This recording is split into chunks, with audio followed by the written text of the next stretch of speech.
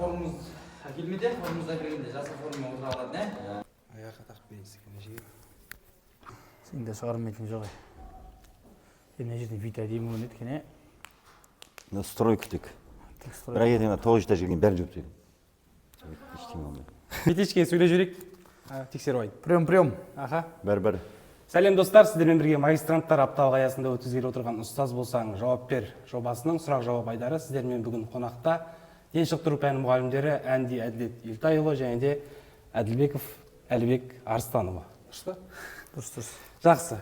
Олай болса сіздерді алдымен ережемен таныстырып өтейін, содан кейін сұрақ-жауап ойынымызды бастайтын боламыз. Екі қатысушыға жалпы саны 20 сұрақ қойылады. Сұрақтарға жауап беру үшін уақыт бойынша шектеу жоқ, бірақ екі реттен артық қателесуге болмайды. Сұрақтарға жауап беру үшін алдымен батырманы басып, кейін барып жауап беру керек. Сәйкесінше кім көп сұраққа жауап береді, сол жеңіске жетеді. Олай болса қол қойып қояйық бір-бірлеріңізбен. Жақсы сәттілік ағай. Саған. Кеттік. Ең бірінші сұрақ.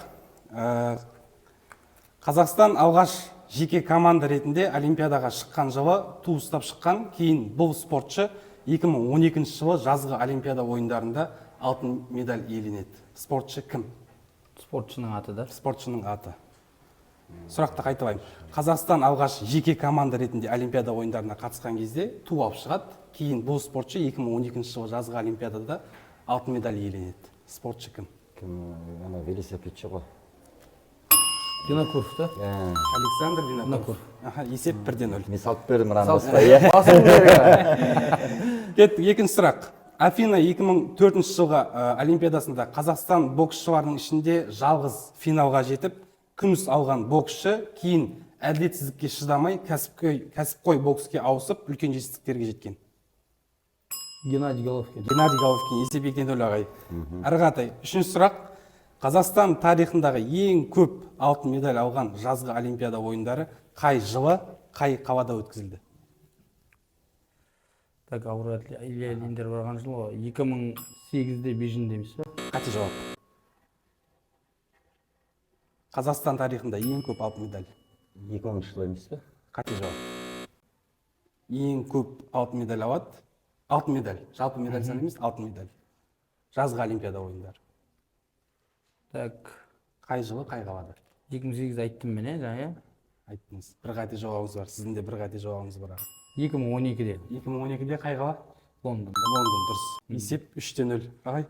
Есеп 3-0. Сонымен, төртінші сұрақ. Баскетболдағы 3 секунд ережесі қандай аймаққа қатысты? 3 секунд ережесі ма? Өзің алаңның шеңбердің ішіне ғой. Дұрыс жауап, өзің алаңындағы, яғни өзіңнің айып алаңында 3 секунд ережесі ойнатылады. Кеттік. Бесінші сұрақ.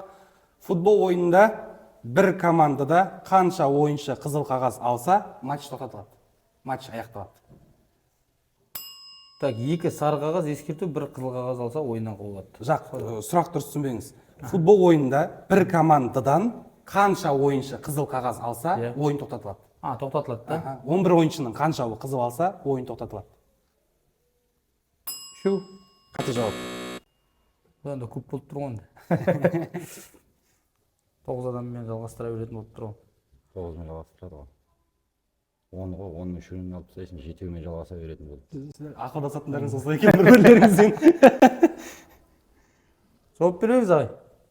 Одан азын айтасыз ба? Шектеу болмау керек. Жоқ, бар шектеу. Матч тоқтатылады осы ойыншы. Осы количествоға ойыншы қызыл қағаз алса. Жетеу дейік. Қате жауап. Қате ма болды? Болды, мен жауап бере аламын. 2 рет қателестім. Сіздің бір ғана мүмкіндігіңіз алды. 4-өн. Қате жауап. Жақсы. Жауап 8 болу керек. 5 ойыншы. Яғни 5-ші ойыншы қызыл қағаз алған кезде матч аяқталады. Әрі қаратай, 6-шы сұрақ. Олимпиада рәмізіндегі 5 сақина нені білдіреді? Жазғы Олимпиада ойындарының 5 сақинасы. 5 материк. Дұрыс. 5 материктің бірлігі, иә. 7-ші сұрақ есеп нешеде бізде? 4-те 1 болып отыр ағай сізде. 7-ші сұрақ. Футбол ойында бір лигадағы 3 бірдей кубокты, яғни Премьер лиганың кубогы және Қазақстан кубогы мысалға сонымен қатар супер кубокты жеңу не деп аталады? Үшеуін бірдей жеңу қалай аталады? Футбол ойында. Футболда әлсіреп тұр қой. чемпиондық атақ қой, иә, үшеуін Чемпиондық қатарында. атақ. Үшеуін қатар алады. Суперкубок не так. Не еді, мән. Үшеуін бір сезонда алып тұрған. 3 деген цифрға шамалы қатысы бар орысша ағылшынша. Дубль дейді, ананы хет-трик. Хет-трик ол голдың саны ғой. Мен айтып отырғаным Хет-трик чемпион бола ма сонда? жоқ. Менің айтып отырғаным 3 бірдей кубокты жеңіп алу бірден, бір маусымның ішінде. Сол қай айтып. Жауап бар ма? Үш қайтара чемпион ба? Жоқ, мен білмедім ол шыны керек. Жауап өзім айта беремін. Айта бер. Требл деп аталады. Требл? Сөзі болды, есте. 8-ші сұрақ.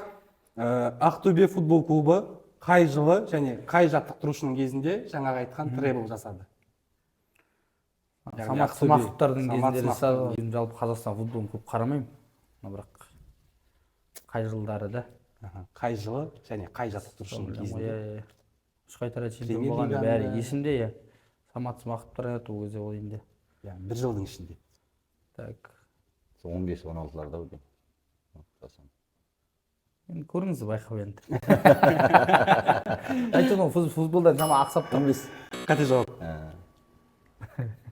Бар ма жауап, Әдетай? Менде жауап жоқ ал. Сізде? Не істемей ақ қояйын. Айта берген папада жетпейсің ғой. Жақсы. Жауап өзім айтамын, иә. 2008 жылы Владимир Мұхановтың кезінде, Самат Смақов, Владимир Мұханов солардың кезінде. Одан кейін де алды ғой полный. Жоқ, бір маусымның ішінде, бір жылда. 2008 жыл мен 2009 жыл, иә, 3 бірдей кубоктан бірдеп Ақтөбе. Жақсы, есте. Арғатай. 9-ші сұрақ. Басқа спортшылардың өкпесі ауыр жаттығудан кейін 5-7 минут ішінде қалпына келсе, бұл спортшының өкпесі 2-3 минутта жаттығу жасамаған адамның өкпесімен бірдей деп сипаттаған. Спортшы кім? Спортшы ма, спорттың түрі ма? Спортшы кім? Сол спортшының өкпесі басқа спортшыларға қарағанда тез қалпына келеді ауыр жаттығудан кейін. Қазақстан әлемдік спортшы ма, қазақстандық спортшы? Подсказка беріп қойдың ба? Жақсы. Подсказка бердің ғой. Ондай спортшылар көп бағалы салыстыр енді. Спортшы Геннадий Головкинді айтып көрейін мен, ұсынысын. Қате жауап. Бокста емес ол. Так, ондай мықты спортшы бізде қаяқта бар? Өте мықты. Знаменитый спортшы ма бізде? Өте атақты, өте мықты спортшы. Боксер болуы да мүмкін ба? Әрине. Тағы оқиын ба сұрақты? Түсініп тұрмын. Түсініп тұрып па? Бекзат Сақтарханов деген кезіндегі. Олар ең жас олимпиада чемпионы, мықты дыханиясы несі. Жауап бар ма? Біреуге ұсынып көрейін тәдір. Бір подсказка беруші қандай спорттан примерно. Көп қойын. Өздеріңіз айтып отырсыздар спорттың түрі. Бокс қойын айтып отырмын. Бокстан Өздеріңіз айтып отырсыздар. Махмуд Сабырхан емес пе? Қате жауап. Ағай сізде? Сәпип. Қате жауап. Тағы бір мүмкіндігіңіз бар. Есіңізге түссе тағы бір. Осы биліктегі спортшыларша не де болса солар жақсы нәтиже көрсетіп жүр ғой енді. Биліктегі спортшылар болу керек. Кешегі Төрехан Сабырхан, Махмуд. Дәрігерге барып жаңағы анализ тапсырады, сол кезде дәрігер солай сипаттайды оны. Басқа спортшыларға қарағанда мүлдем жаттығу жасамаған адамның өкпесімен бірдей. Так, жауап өзім айта берейін ба? Жаңа сіз айттыңыз негізі Бекзат Саттарханов. Бекзат Саттарханов. Сол примерно сөйтіп не Бекзат Саттархановтың өкпесі. Жақсы. 10-шы сұрақ. Так, футболдан ақсайсыздар, иә, сіздер. 2014 жылы футболдан әлем чемпионаты болады. Сол кезде финалда 1-0 есебімен Германия жеңіске жетеді. Сұрақ, қарсыласы кім? Аргентина болды. Дұрыс жауап. 5-5 ағай, Аргентина. 11-ші сұрақ, баскетбол ойындарында, яғни NBA-да финалдардағы ең көп үздік ойыншы атағын алған баскетболшы. Шетелдің баскетболшылары. Ойда да жоқ қой. Именно финал ойындарында үздік ойыншы. Баскетболшылар жақсы атақты ғой енді бәрі оның. Аты ойда жоқ. Баскетболдың отаны сол Америка құрама штаттары негізі. Жеңілдік берейін. Бұл спортшы бойы жақсы, баскетболшылардың бойы өте ұзын ғой негізі. Сол примерно стандартты олар. Екіден жоғары. Баскетбол деген кезде негізінен көбіне еске түсетін спортшы бірден. Айтып отырмын аттары. Джордан, соның атына аталған брендтер ғой. Мен баспасаңыз айта алмайды екен. Так. Майкл Джордан ба? Жақсы, атымен аталған бренд бар. Бренд бар, иә. Баскетболдың несі бар, секіріп тұрған значогы бар, не бар ғой, бренд бар. Киімдер бар. Джордан болу керек әдің фамилиясы. Майкл Джордан. Майкл Джордан. 6-1. Атын айтып өтіп, басып өтіп. 12-ші сұрақ. Әлемдегі ең жылдам жүгіруші деп танылған адам? Усейн Болт. Усейн Болт. Рекордын білесіз бе? Рекорд 9-да бірдеңе. 58, 100 метрді 9-да 58 секундта келеді. 13-ші сұрақ. Қазақстан барысы турнирінің тұңғыш чемпионы. Ұлан. Қате жауап.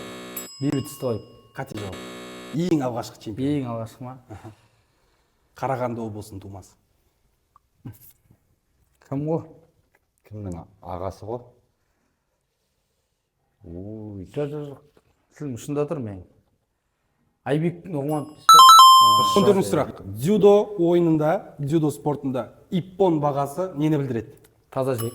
Таза жеңіс. Таза жек. Таза жеңіс. Жақсы. Есеп 7-2 сізге жаздым есеп. 15 сұрақ. Әлемдік рейтингте ұзақ уақыт нөмір 1 тұрған қазақстандық дзюдошы. Елдос. Елдос сізге жауап дұрыс. Есеп 7-3. 16 сұрақ. Метрмен есептегенде олимпиадалық көлемдегі бассейннің ұзындығы қанша метр болады? 50 метр болады. 50 метр. Жауап дұрыс. Өздері тез жауап беріп тұрсыз. 50 метр. Білетініміз ғой енді. Так, келесі сұраққа көшейік. 17 сұрақ. 2018 жылы ұрлықшылардың қолынан қаза тапқан қазақтың жас спортшысы. Коньки жегі. Иә. Ана кісі көмектесіп отырған ана кісі. Денис. Тен ба? Денис Тен. Денистен дұрыс. Аха. 18 сұрақ. Қазақ күресінің ережесі бойынша жерге түскен балуан қандай жағдайда жеңіліс табады? Таза түскен уақытта. Жеңіліс таза түскен. өзінің- Екі жауырынға ғой? Екі жауырынға жерге таза- тиген жақта. таза жеңіліс деп Осы жауапты айтады. қабылдай аламын. Және 19 сұрақ. Көкпар ойынында бір тайм неше минутты құрайды? 20 минут құрайды. Басып айтасыз. 20 минут. Сізге қарап айта берейін. Кеттік. Ой болса, соңғы сұрақ. Бұл спортқа қатысы жоқ, логикалық сұрақ. Қандай сұраққа ешқашан иә деп жауап бере алмайсыз? Қандай сұраққа ешқашан иә деп жауап бере алмайсыз ба? Қандай сұраққа? Қойылмаған сұраққа ше? Қате жауап. Сізге сұрақ қояды, сіз оған иә деп жауап бере алмайсыз ешқашан. Білмеген сұрақ. Жауабын білмесең ең жоқ деп шығарсың. Иә демейсің ғой. Жоқ, ол сұрақ андай сұрақта иә немесе жоқ деп жауап беретін сұрақ. Бірақ сіз Логический оған сұрақ иә деп болып тұр ғой бұл жерде ағай. Логический сұрақ. Так мен бір мүмкіндігімнен айырылдым уже. Осындайлар Иә деген жауап бермейсің. Жауап бере Иә, алмайсыз. бере оған. алмайсың. Аха. Мүлдем. Қате сұрақ. Жауап қате. Так ойланып көрейік, тұра тұр енді асықпа. Асықпаймын. Мен асасында жоқ. Қандай сұраққа иә деп жауап бере алмайсың дейді. Ал.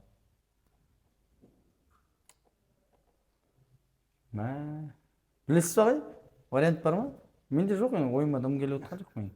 Өзіңе қойылмаған сұрақ болмаса басқа білмеймін. Сіздің өзіңізге қояды ол сұрақ. Берілдік ал, жас мырза. Жақсы, жауап өзім айтамын. Айта бер. Жауап ұйықтап жатырсың ба деген сұраққа. Ұйықтап жатқан адам иә деп Ұйықтап жауап жатқан адам, бере иә деп дұрыс, жауап дұрыс. Бұлай болса, қорытынды нәтиже бойынша бізде есеп 7-3, жеңіске жеткен Әділет ағайымыз. Рахмет, ойындарыңызға өте күшті ойын болды деп естеймін. Қол алысып қойсаңыздар болады. Рахмет ағай. Саған да рахмет. Басты қара. Барысты. Спай.